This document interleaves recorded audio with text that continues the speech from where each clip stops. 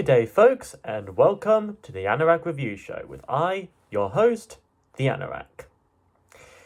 Christmas time has come and gone once again, a time of joy and happiness, a time of goodwill to all men, and a time of endless cringing whenever that Mariah Carey song plays again for the infinite time. But hey, let's talk about some good music as usual. And what else can we cover for the jolly old holidays? And a band named after the first book of the Bible, Genesis. We, or I, have reviewed roughly half of their albums so far. Foxtrot, A Trick of the Tail, Wind and Wuthering, and then there were 3, Abacab, Invisible Touch, and We Can't Dance. Already you may notice that all but one album are from the Phil Collins era, when he took on the frontman role after Peter Gabriel left, who had just released his newest album, which had been long overdue. Just like a lot of my reviews lately have been long overdue, but I digress. Today, we're talking about an album that's again from the Collins era. But this one's a bit interesting to say the least. You see, up to the early 80s, the individual songs music-wise in the Genesis albums have been credited to either one of the members or pairs or rarely the band altogether. Even back in the Gabriel era, this was kind of the case. But when it came to this, the remaining members of Tony Banks, Mike Rutherford, and Phil Collins decided to work together collectively and improvise on new tracks as opposed to each coming up with and partially arranging prior material in advance. This spontaneous on-the-fly direction will be utilized for the rest of the albums from there on. And it may also be the main reason behind the choice of the album title itself. Nonetheless, this album became a decent enough success, if not their biggest success at the time, selling over 4 million copies in the US alone. The album also reached number 2 in album charts from the likes of Austria, Canada, Netherlands, New Zealand, Norway, and Switzerland, and it peaked number 1 here in the UK as well as in Finland and Germany. But does this album still hold up after 4 years? Well, let's find out as we jump into Genesis's 1983 self-titled eponymous album, Genesis. Or, as some like myself have come to call it, the Mama album, or the Shapes album.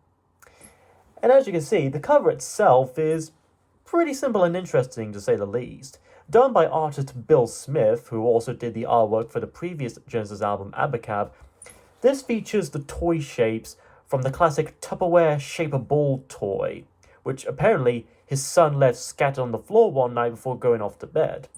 The contrast between warm and brightly lit shapes against the pitch black surface suddenly gives this cover not only an eye-catcher, but also this nostalgic, ominous feeling, kind of like the back rooms or liminal spaces, that certainly fit the moods of some of the tracks on the album itself. And speaking of songs, onto the music itself. We begin the album with Mama.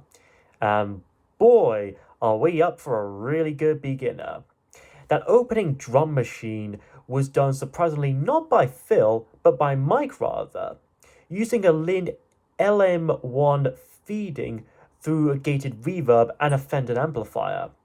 The rough, harsh rhythm of the synthetic percussion gives off this proto-industrial vibe, kind of like 9 Inch Nails before 9 Inch Nails. Somehow both a radical step, yet a natural continuation from the experimental art pop sound of Abacab. Then we get not only Tony's eerie minimalist synths, but also Phil's distinct echoey vocals, layered on top of one another like a neat little brick wall of sounds. The lyrics themselves, written by Collins himself, seem to deal with a young man's frustrations and possibly sexual feelings towards an older prostitute or sex worker. Like with ELO's Living Thing, many people believe the song to be merely about abortion or anti-abortion, with how it seems to sing to Mama as if she was literally his mother and he's in the womb. But it is, in fact, actually more about a cub and a cougar, if you get my meaning.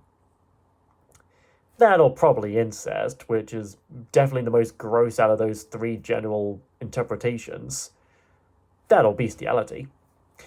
It also reminds me a little bit of David Lynch's Eraserhead, especially with lines such as "in the heat and the steam of the city" and "it's got me running and I just can't break." I can easily imagine this song being set in some dirty, grungy urban area surrounded by tall factories and looming pollution. Both that film and this song deal with a male lead having to live in a somewhat unclean environment, trying to be with his female companion, yet feeling paralyzed at the possibility of commitment. You can almost feel this sense of hesitation and overwhelming of emotions and internal conflicts, as if he were afraid of going all the way with this relationship, as if he was feeling something deeper and much more to this than just mere sexual satisfaction. But at the same time, he's afraid of being exploited, being abused and taken advantage of, implying that he has had this kind of thing happen to him before. Halfway through the track, we hear Phil do these strange yet maniacal and throaty cackles, yet they fit in just fine here. Apparently he was improvising on the spot during the session, and Tony and Mike liked it so much that they decided to just keep it in. It was inspired by a very similar bit from the Grandmaster Flash song The Message, which came out just a year before this.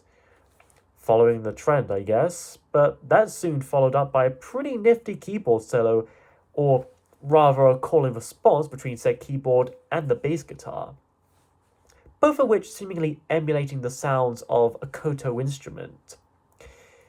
Hugh Padgham, who was the engineer for Abacab as well as for Peter Gabriel's 1980 Melt album and most of Phil Collins' solo albums, would take on co-producing role for this album as well as Invisible Touch.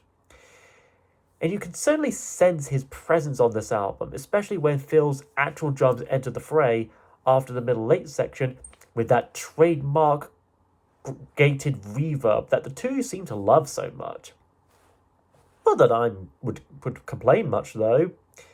And by the time that long climax rolls around, the music altogether becomes ever so intense, especially Phil's vocals sounding more and more frustrating and desperate. The song closes out with Mike providing us with a nice guitar solo that's just as intense. And as much as I love Steve Hackett and the guitar solos that he do, such as in Further Fifth, Mike Rutherford still manages to fill in those shoes just as well as Phil did for Peter Gabriel. All in all, Mama is yet another great example of Genesis beginning their albums with a fantastic track to begin the overall mood. Up there with the likes of The Musical Box from Nursery Crime, Watcher of the Skies from Foxtrot, Dancing with the Moonlit Night from Selling England by the Pound, Dance on a Volcano from A Trick of the Tail, Down and Out from And Then There Were Three, Behind the Lines from Duke, No Son of Mine from Recon Dance, and even the title tracks of Lion Lies Down on Broadway, Abacab, Invisible Touch, and Calling All Stations. So yeah, they've quite a thing for great openers to set off their moods. The last of whom, Calling All Stations, I got a review sometime down the road should I manage to get a copy. Next up is That's All, the second single of the album after Mama. And comparison-wise, it's a much simpler and groovier track compared to the more dramatic one preceding it. It's a very bouncy synth piano riff. The equally rhythmic percussion was done as an intentional homage of sorts to Beatles drummer Ringo Starr and his style of drumming. Its Colin-penned lyrics are also just as simple as well here, being about how being in a relationship seems so promising at first, yet it ends up disappointing anyways, squabbling over even the most minor and trivial of things. Just when I thought it was going all right, I find out I'm wrong when I thought I was right. He's probably just salty that the Pixar theory was debunked multiple times. I could say day and you'd say night, Tell me that it's black when I know that it's white. Turns out both are wrong and it's actually burgundy. He admits he could easily leave, but for some reason he won't, even when his heart tells him so. Deep down, he still loves her more than he would want to, and he sees no point in trying to pretend otherwise. In the midway point, we get the first of two solos in this song, the first being a proper keyboard solo from Tony, a synth clavier synthesizer made to sound like an organ solo, or almost a Hammond organ. Honestly, part of me wishes he would return to using an actual Hammond organ and a mellotron, but this sounds just fine enough as is. The second solo is another one of Mike's guitars that too closes off the track as well. It's not as hard or heavy as the previous guitar solo in Mama, but it still manages to have a bit of a light, peppy vibe to it. The song may be the same, but it's certainly no shame, and that's all. Then we have an 11-minute two-parter similar to Domino from Invisible Touch and Dodo Lurker from Abacab, starting with its first half, Home by the Sea. Now, if anyone out there still thinks that Genesis had completely abandoned their prog roots altogether when Phil took on vocals, those people had clearly not heard all of their songs, because this track, along with the likes of Duke's Travels from Duke, Dodo Lurker from Abacab, Tonight, Tonight, Tonight, and Domino from Invisible Touch, and Driving the Last Spike and Fading Lights from We Can't Dance, have all proven that they can still utilize many of the prog rock elements into their more poppy sounding music, such as extending lengths, complex structures, and lyrics that clearly tell a narrative. Said lyrics in question were primarily written by Tony Banks, about a burglar sneaking into a house or building of sorts, only to find out that the place is actively haunted by restless spirits of the deceased. There, he's trapped and forced to listen to their stories for the rest of eternity. So it's sort of like a sequel to Robbery, Assault and Battery, although probably never meant to be.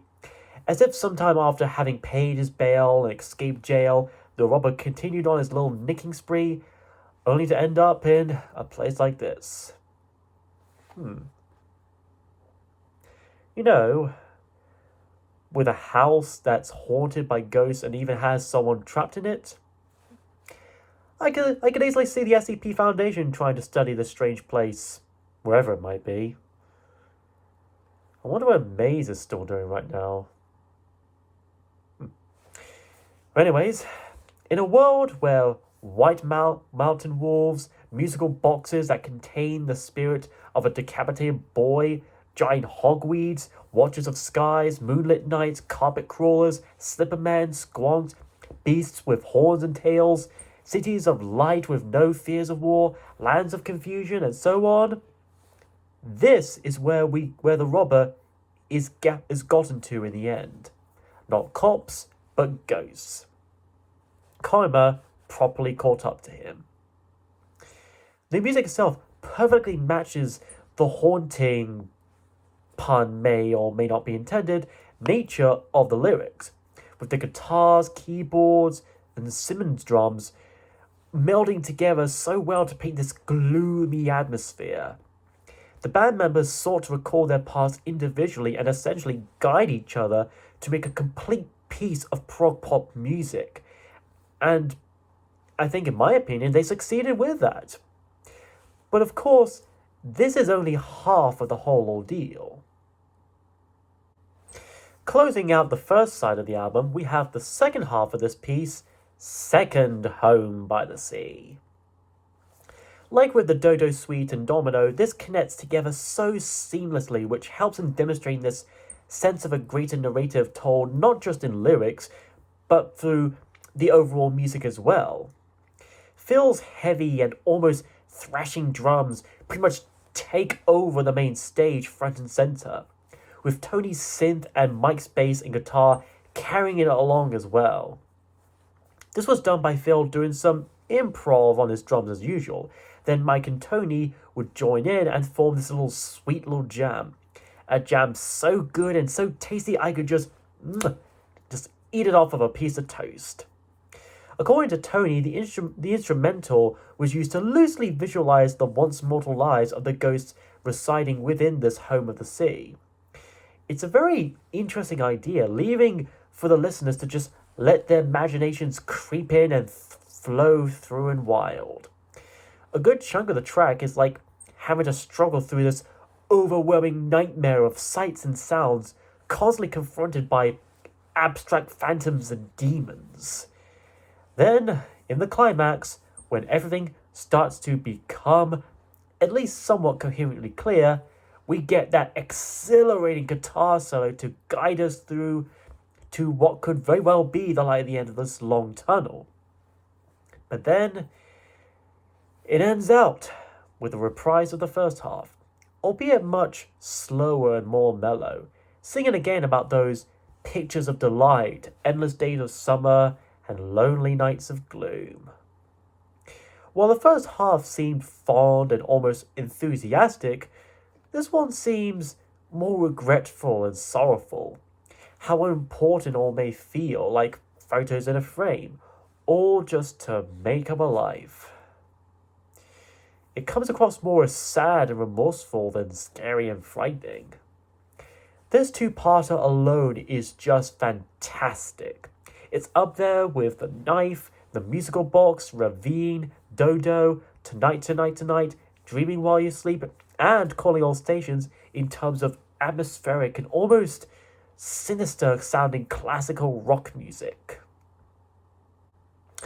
The second side begins with possibly one of the most interesting oddities to ever come out of Genesis, and probably one of the most quirkiest and probably the most controversial, Illegal Alien. The fourth single off this album, after Mama, That's All, and Home by the Sea, its themes and content are quite something to say the least. But firstly, let's talk about the music.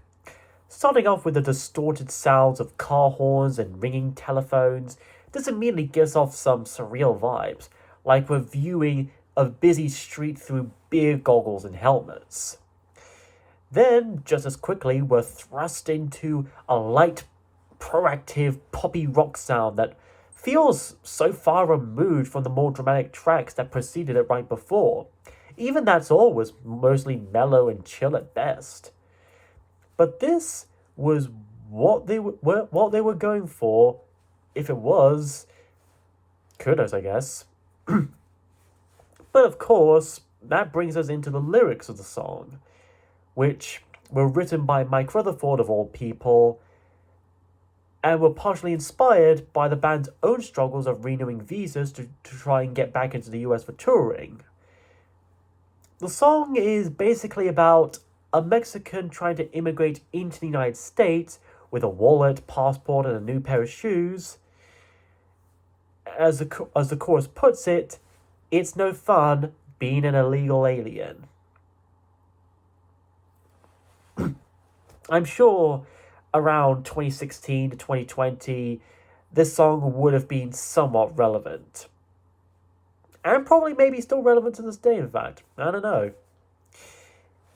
Even as the man tries to fill out several forms, such as a pink one and a red one, it still doesn't count as it ain't written in ink. So, was he like writing with crayons or something? In the middle instrumental section, we hear Phil among a crowd of muttering some faux Spanish along with some more ringing phone sounds, as well as some mariachi horns, driving home that Mexican immigrant theme and the sort of Spanish vibe of it.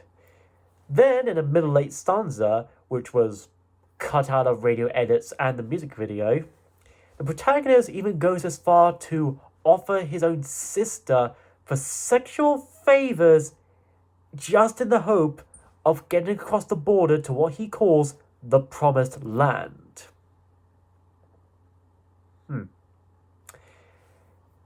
Yeah, looking at this whole song in hindsight, I can understand how and why some may find this bit iffy and worthy of tugging collars at. Those who have heard of and listened to the song, as well as seen its music video, which pretty much visualizes the lyrics themselves, may likely consider this problematic and stereotypical in how it depicts Mexicans in particular, in general.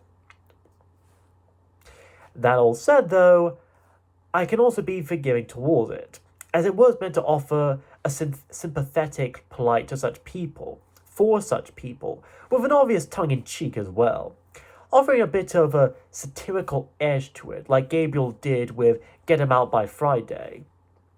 And I think that might be the issue people would have with it.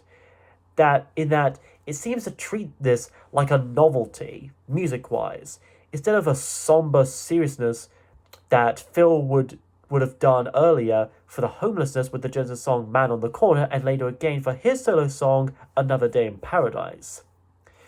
However, one could still argue that this may be part of the intent and idea, to use fun and humour to deal with touchy issues like this, subjects and topics and all, and even I can reason with that. In the end, Illegal Alien is a naive song at best and tasteless at worst. And sometimes, it may be no fun, or even at least a little bit of fun, being an illegal song. Next is Taking It All Too Hard. Another much lesser known track from Genesis' discography, whether during Peter's era or Phil's era. Like That's All, this is another very simple song dealing with a rocky and troubled relationship, and also featuring the Yamaha CP70 being played by Tony. This time, though, the lyrics were mostly written by Mike Rutherford again, possibly trying to emulate Phil's own method of songwriting and the kind of songs he would usually write and sing about. Bit like a spiritual successor to something like Misunderstanding or Me and Sarah Jane. The song was also the fifth and last single of this album, as late as June 1984. It didn't even get its own music video. In said lyrics, Phil sings about the same old mistakes being made over and over and over, knowing that his significant other would never admit to any blame whatsoever. As he puts it, everything's a game to you. The old days are gone and they're better off alone. And sometimes, it seems we always feel so personal with these things, taking it all to heart and forcing stress and pressure on ourselves, taking it all too hard. While not a completely bad song in and of itself, it does feel a bit like an afterthought or a filler at times, like something they had to write up to fill up the 46-minute runtime. I wouldn't be too surprised if most people who had the CD of this album skipped this one. Then there's Just a Job to Do, one of many underrated songs from Phil's era in my opinion, carrying an atmosphere similar to Mama and Home by the Sea, while being much quicker in pacing intensity with its snappy drums and bass and the grungy synths. Third in a row to feature Rutherford's penned lyrics, the song is from a perspective of a hitman or bounty hunter pursuing a target, singing as if he's getting so close to such. No use to saying that it's all right, where were you after midnight? Well, I was at home having a snack or two while watching the latest season of The Crown on Netflix. Ah, I caught ya! I knew someone would still be subscribed to that streaming service. Heard a bang, bang, bang, and down they go. It's just a job you do. So it turns out that Phil was a smooth criminal. Who knew? Because the harder they run, the harder they fall. I'm coming down hard on you. That's what the actress said to the bishop. Mwah! Good night, everybody. No one saw what you looked like a stranger coming out of the night. If no one saw him to determine what he looked like, how would there be any witnesses? Someone put the word on you. I hope my aim is true. I'm hoping my years of training by playing Halo and Call of Duty and Grand Theft Auto will all pay off. Then we get to that catchy hook of a chorus in which Phil boasts that he's got a name, a number, and a line on you, and he's coming after you. Not to kill or arrest you, mind you, just that you borrowed a loan from him and he wants a literal payback. Even the middle eight section is pretty memorable here, maintaining that huffing momentum which definitely fits the lines of keep running, city to city. In fact, even as a hitman or detective character, Phil comes across as a bit unhinged and possibly stalkerish, saying that even if you're innocent, you can cause too much embarrassment. So, even if you didn't commit any crime or whatever, this geezer here will still be coming after you. Comes across less as Dick Tracy and more as Dirty Harry or Marvel's Punisher, if even any of those. Regardless, this is still one of Genesis's underrated tracks from the 80s. It's moody, it's energetic, it's fast-paced. It would certainly be a fitting theme song for a crime thriller film from that era.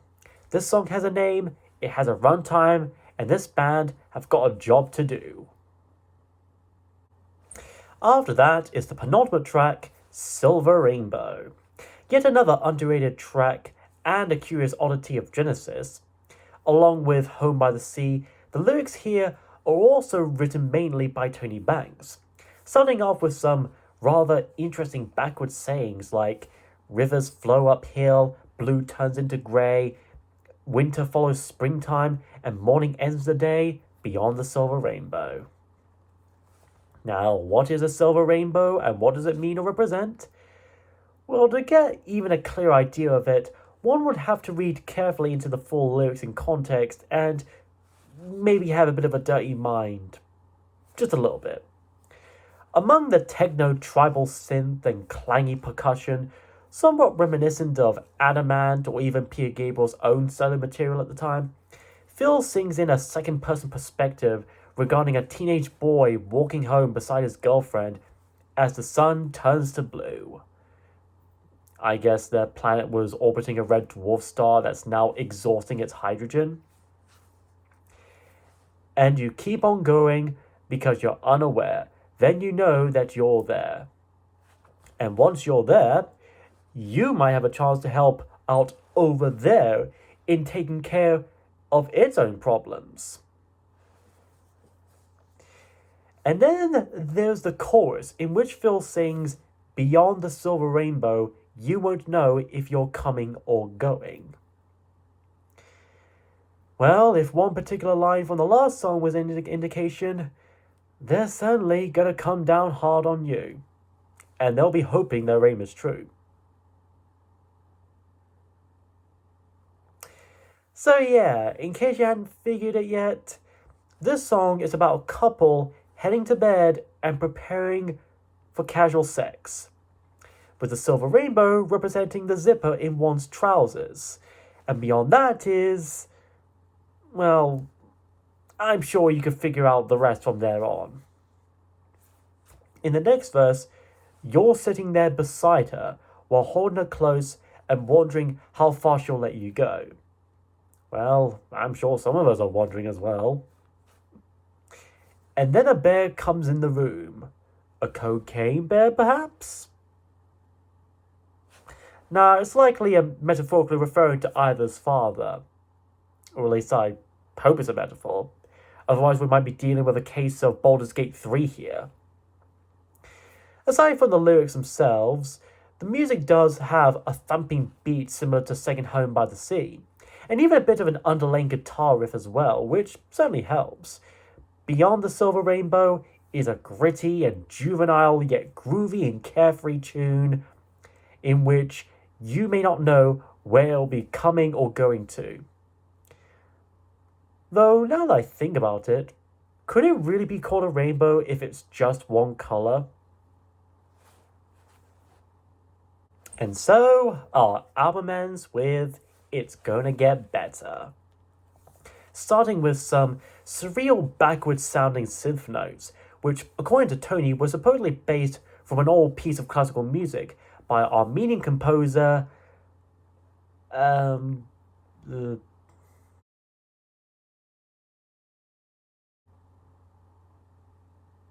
uh, yeah, that chap.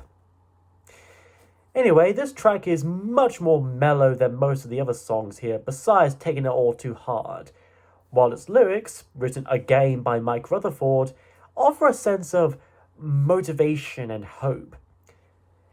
Isn't it also ironic that how some people would brush off all of 80s Genesis as just being Phil Collins' own solo music, and yet only 2 of the 9 songs here have lyrics that were written by Phil? Maybe it's part of that whole "it's cool to hate on Phil Collins" thing I see.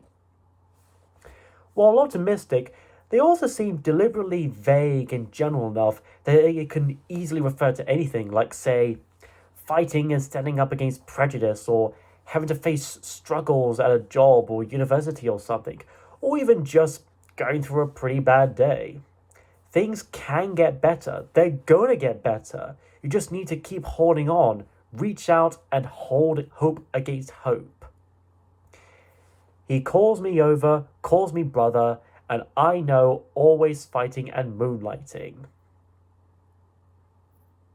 So you two moon at each other?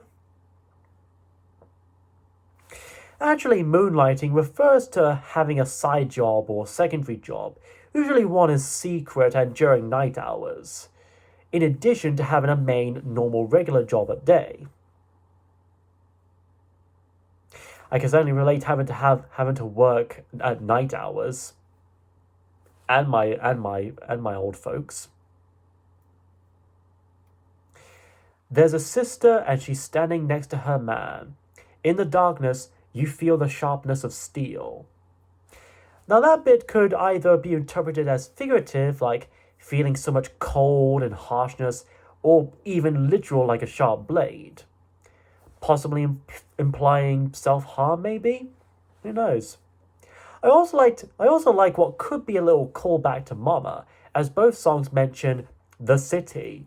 In Mama, the line was, "in the heat and the steam of the city," while here it's, "it never ends in the city if you're all alone," or "is always there in the city if you're all alone." And it's also even sung in a very similar mannerism. I don't know if that was ever intentional in any way, or if there was ever meant to be like a long-running theme across this album, but it seems like a subtle enough way to bookend this, starting off bleak and desperate, and closing out hopeful and optimistic. And that's basically what this song's about, the hope that whatever changes may come in the future, and that it will be for the better. This album is pretty good. As I might have mentioned way back in my Avocad review, that album more or less felt like it was only half a record, which it kind of was if you were to look into the background of it. This album, however, despite having the same number of songs, 9 songs, 4 on the first side and 5 on the second, like with Abacab, and despite it being even shorter than Abacab by like 45 seconds or so, it still somehow actually feels like a complete and coherent record. Part of that could, of course, be due to the band's direction when making this eponymous album. Working individually yet together with this shared sense of creativity. With that, you get an album that has a range of tones and moods, and yet it comes together quite naturally. While they provide some good old moody dramatic prog pieces like Mama and Home by the Sea, we also get some chill tracks like That's All and Taking It All Too Hard, energetic like Just a Job to Do, uplifting like It's Gonna Get Better, and even just surreal and quirky like Silver Rainbow and Illegal Alien. It might even stand toe-to-toe with Invisible Touch in being the best album Genesis ever made in the 80s. So if you want to check out this album or introduce your friends and family to Genesis, you can find it on CD, LP, or even streaming online. It's not always the same, and it doesn't have to be a shame, and that's all. Next time, we celebrate the end of one year, and possibly the beginning of another as well, with a very underrated album.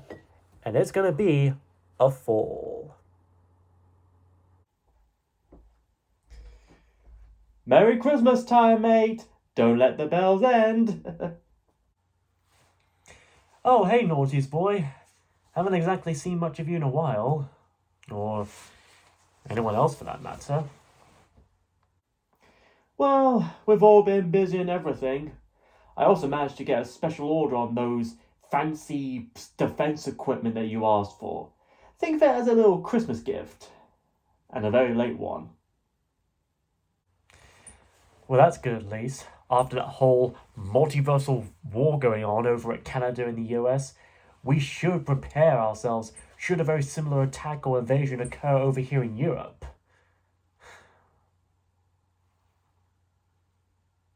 By the way, have you heard from Agent Mays anyway? I don't think we see much of him either in like at least half a year. Probably still camping on that weird island he talked about. Maybe so. If that last message we got from him was any indication, we, or he, might be dealing with a creature much bigger than even he may have expected or anticipated. Ooh, heavy, man. By the way, did you see that final match between Lankara and the Bandit Chief? It's time to duel, am I right? As a matter of fact, yes, I certainly did. It's been like, 5 or 6 years by now? Now it seems the Contest of Champions has finally ended. The 1049th at least. So what's going to happen with that next? Well, obviously, the newcomers are probably going to find a new champion from this universe to have for the 1050th contest later this year. My money's on someone like Big Jack Films, but considering he's currently on some quest for the King's Gauntlet, he'll likely prove unavailable for the time being. And who do you think they'll pick as the next champion? Who knows? The Reviewverse continues to be just as strange every day. Just when we think we've had it all completely figured out, something or someone else just drops on in to the pile, standing on the top of each other like towers of giants standing on each other's shoulders, while a certain few like us continue to watch from afar, yet feeling so near enough, yearning to take on as much adventures as they are, or at least embarking on our own similar adventures. Maybe, I guess, there may be a reason after all. What reason? The reason why I, or all of us, are sometimes referred to as the Story Watcher. You, me, Agent Mays, possibly a few others out there on this earth, we're all each parts of a greater whole, a greater being. Someone who observes and watches the stories of others and documents them, recalling them, placing down their thoughts and filling in the gaps in the hope of improving and getting better themselves. Like an internet reviewer? Yes, Noise Boy, like an internet reviewer. Well, Merry Christmas anyways. And a Happy New Year.